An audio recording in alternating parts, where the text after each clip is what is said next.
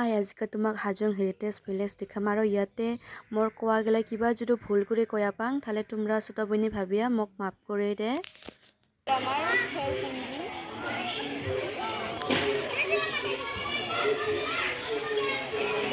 মাটি চুৱা হ'ল মানে চুৱা পানী খোৱা চুৱা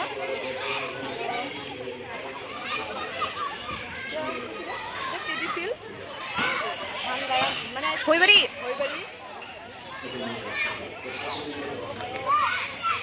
এইফালে আছে আমাৰ গুলি ঘৰ। এটা আমি গুৰু থওঁ আমাৰ হাজোতে সবাইতো গুৰু পালে সবাই জানে তো এটা আমার গুলি ঘর। এইটা আমার চাংঘর ধানঘর সবাই জানে সুন্দর বানাইছে চাংঘরটা। তোমরা গাইজ এটা যদি জানে তাহলে কয় কি করে।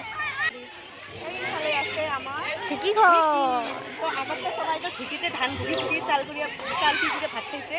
এলা সেই মেচিন হৈছে তো এলা তো এগুলো বেশি ইউজ নহয়। আর এইফালে আছে আমার খুঁড়ি থোয়া ঘর কি সুন্দর করে বানিয়ে দেখাইছে।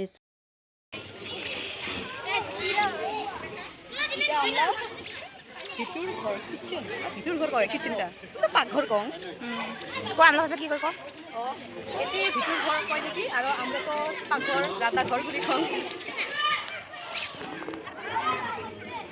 আর এটা আমার চাতা তো এইফালে সবাই জাবরা ফেলাই জানে।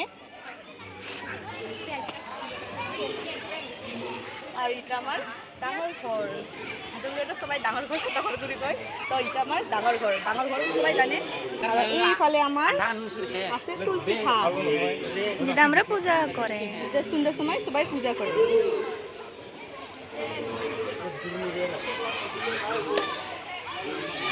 আর এটা আমার ঘর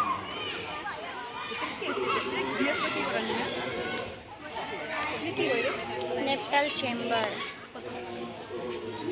এটা কি কি কয় কিবা মানে আইরগুলো যে কি করে না জানে মই তো ময়ও বেশি বস্তুগুলো ভাল করে নাম না জানি তো তোমরা জানা নামগুলো কি কি হয় নহয় ভালো করে মোর প্রনাউন্স করবাও ভুলো হব পায় নাম কোয়াগুলা। তো আমার যেই দেখো এইফালে আছে আমার বানা চালি আর ইফালে আমার গ্রুপের মানুষগুলাই কাপড় বানিয়ে আছে ফটো উঠি আছে কাপড়টা আমার ঘর দেও আর এটা বাস্ত চালি দেখি আর এইটা হল লক্ষ্মী দেও আর এইটা 12 কপাল এটা আমারও আছে আমরাও পূজা করেন 12 কপাল পূজা।